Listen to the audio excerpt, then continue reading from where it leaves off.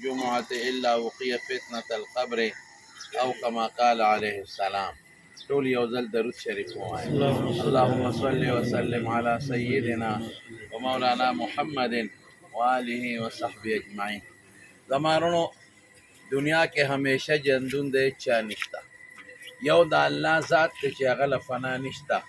کل شیء هالک الا وجهه. باقی چې څه دي هر یو له چې کومه مقرره نیټه د هغه راشي د دنیا نه به ختمېږي. که دنیا کې همیشه ژوندون وي نو د دواړو جهان د مبارک سردار محمد مصطفی صلی الله علیه وسلم به وي چې د هغه نه په دې لږه موده کې الله امت ته څونه لوی خیر رسولی. په څلوېښتو کالو کې پیغمبري میلاو ده او بیا ورپسې په 30-35 کالو کې حضور پاک د دنیا نه تللی. نو 30 کاله کې څونه کار ته خدای واغېسته. تقریبا 140,000 کافران خدای مسلمانان کړل او لوی شخصیات ته خدای د صحابو په شکل کې جوړ کړل. نو عقل وی که یو 15 کاله نورم وي، یو 10 کاله نورم جمدی وي، نو څونه لکونه خلکو ته به خدای دین رسولی. لیکن الله چې کوم وخت مقرر کړی هغه ټیم چې راغی نو حضور پاک د دنیا نه تشریف یاوه. مونږ چې څومره یو ټول بمرو. نن د حاجي شاکر الله صاحب محترم کور والا وفات شو، د مولانا الیاس صاحب دی او د طارق جان صاحب دی. ترو الله دې د آخرت خوشحالی نصیب کړي. داسې به مونږ هم یو ورځ ځو، دغسې به خلک راغونډې او دوا به راته کوي، دغسې به خلک راغونډې او ملا صاحب به بیان کوي او جنازه به کوي. خو بنیادي څیز ادا دی چې بعضې وخت کې الله د انسان نه په یو عمل خوشحاله شي نو یو انعام وله ورکړي. لکه ته چې مزدوران راولې او مزدوران کار کوي، یو مزدور نه زړه ښه شي هغه له لږې زیاتې پیسې ورکړي، یا هغه ته ویل که دا نور به چوټي خو ته راځه. دغه رنګې الله د انسان نه خوشحاله شي نو خدای پاک انعام ورکړي. دې خور لم خدای یو انعام ورکړه، هغه انعام د جمعې شپه یا د جمعې ورځ. حضور پاک فرمایي چې کم انسان د جمعې په شپه یا د جمعې په ورځ باندې وفات شي نو هغه له به خدای د قبر د فتنې نه به خدای وساتي. د قبر زندگی چې د نن نه ردې شروع شوه، څه پته لګي چې دا به 100 کاله پس قیامت راځي، که 200 کاله پس به راځي، که 1000 کاله پس به راځي، که 100 کاله پس به راځي، که کروڑ کاله پس به راځي، که ارب کاله پس به راځي. دا ډېره لویه زمانه ده او قبر ډېر خطرناک دی. حضرت عثمان رضی الله تعالی عنه چې به کله قبر ته کېناسته دومره به وجړل چې ږیره به یې د اوښکو نه لمده شوه. نو چې ورته وي صاحب د جنت ذکر کېږي او د دوزخ او جاړې نه، او چې د قبر خواله راشي نو دونه جاړې. نو هغه وایي ما د دواړو جهانو د مبارک سردار نه اورېدلی، یعنې د خپل محبوب نه مې اورېدلی دی.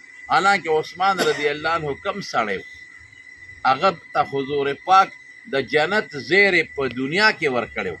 د احد په غر حضور پاک ولاړ و، د غر اجړقې زلزله پرې راله. نو رسول الله مبارک دا خپه اوچته کړه او د غر نه یې راوبروله. اسکن احد، احد غلی شه، انما علیک نبی، یو در باندې پیغمبر ولاړ دی. حضور پاک ځان یادو. و صدیقان، یو در باندې ابوبکر صدیق ولاړ دی. و شهیدان، 2 در باندې جمدي شهیدان ولاړ دي، یو حضرت عمر او یو حضرت عثمان ته اشاره و. یو ځل حضور پاک یو ځای کې ناستو، حضرت ابوبکر عمر عثمان راخزل. حضور پاک یو صحابي و، وایي مې چې نن به زه د نبي علیه السلام د دربان هغه منقبت او سعادت حاصلوم. وی دې کې ور وډبېدم. ما وی څوک یې؟ وی ابوبکر یم. ما وی په علی رستک اطمینان شه تپوس ته کوم. حضور پاک نه مې تپوس وکړه ابوبکر اجازت غواړي. وی اجازت ولا ورکه او د جنت زیرې مې ولا ورکه. دراغې جنت زیرې مې ورکه. بیا ور وډبېد. مې څوک یې؟ وی عمر یم. ما یې صبر وکړه تپوس ته کوم. حضور پاک نه مې تپوس وکړه، اجازت هم ورکه او د جنت زیرې مې ورکه. بیا 3 نمبر ور وډبېد. مې څوک یې؟ وی عثمان یم. ما یې صبر وکړه، اجازت ته غواړم. حضور پاک ته مې عثمان دی. وی د جنت زیرې م ورکه، د شهادت هم ورکه او د جنت هم ورکه. دا څومره لویه خبره ده. حضور پاک یو دل تشریف فرما ډډه یې والې وه. دې کې حضرت ابوبکر صدیق راغی، هغې همغسې و.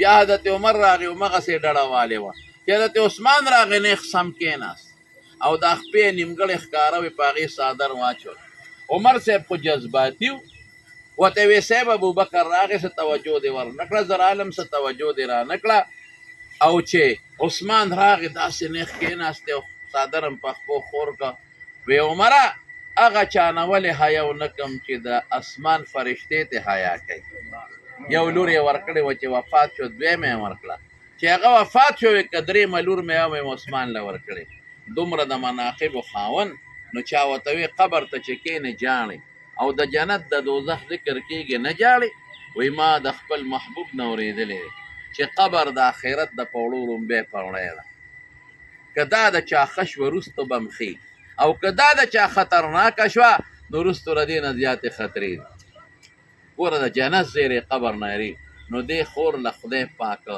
د قبر ژوند خشته کړه فتنه لفظ راغلی دی وقیه فتنة القبر فتنه عذاب تم وی هیبت تم وی د قبر د هیبت نه خلاصه شوه د تیارې نه خلاصه شوه د یارې نه خلاصه شوه د عذاب نه خلاصه شوه سوال او جواب کې به وله خدای پاک اسانتیا ورکړي دا لوی انعام دی زما رونو دا خدای پاک دی له یو نتیجه ورکړه دا د حرمینو دعاګانې دي دې پسې شوي خاندان او خوریون او دا ټول نیکان صالحان او دا ټولو نسبت هم د حرمینو سره دی نو دا د خدای پاک فضل دی چې په چا د خدای وشي دې کې عقل کار نه کوي دا چې خدای څه فیصله کړي نو د حقه فیصله باندې رب العالمین کوي نه مالدار باندې ده او نه په غریب ده او نه په بوډا ده او نه په عالم ده او نه په بل نه نو خدای پاک رونو د جمعې مبارکه د جمعې کله شروع کېږي زیارت په ورځ د نور پرېوتو نه پس د نن ورځ د جمعې د نور پرېوتو پورې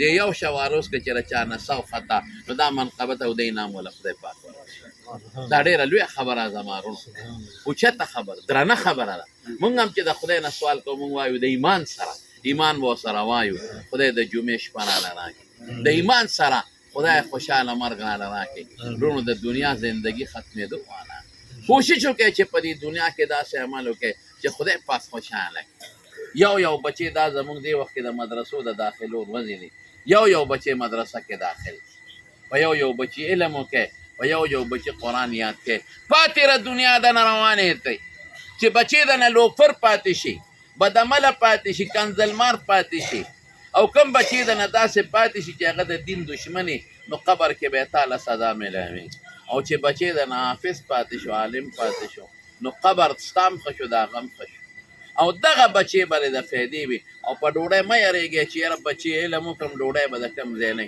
دا کچه خبرې دي روزي او رزق د خدای په لاس دا خدای ورکوي زما په خیال د جنازې د اوچتېدو ټیم به 10 منټه دي دعا وکړئ د جمع الله تعالی مغفرت نصیب د زړه اخلاص نه دعا وکړئ الله د آخرت خوشحالۍ نصیب کړي الله د قبر تیارې پې رڼا کړي الله که څه بیماري تېره کړي د هغې اجر وله په قبر او په آخرت کې ورکړي یا الله که څه تقصیرات دې شوي هغه ته معاف کړي الله د جمعې مبارکه شپه ورځ دې وله ورکړه نو خدای وروسته پې نور فضل او کرم وکړي او خدای روح یې د نیکانو بیبیانو سره ملګری روح یې د نیکانو بیبیانو سره ملګری روح یې د نیکانو بیبیانو سره ملګری او الله ټولو وارثانو له صبر ورکړي او د نورو غمونو نه خدای په امن کې وساتي الله چې څومره مسلمانان دلته راغلي دي د ټولو د دنیا او د آخر ګټې نصیب کړي ته رانه خدای راضي شي بیمارانو له مروغ صحتونه ورکړي په یو قدم دې ټولو دوستانو له اجر ورکړي ټولو وارثانو له خدای صبر ورکړي په زړه یې ځکه مور د بچو دپاره ګورې ما ته یو ځل چا وی وایي دا ټونټی دې ولې راغشتې ده مې دا د مور د مرګ غم والی یم حقه ورځ مې کونټی راغشتې ده نو د چا مور م وکړه بچي به یې خفوي خامخا جدای دعا وکړئ چې خدای بچو له صبر خدای وارثانو له صبر او اخر وخت کې الله په خولې دا کلمه نصیب کړي چې لا اله الا الله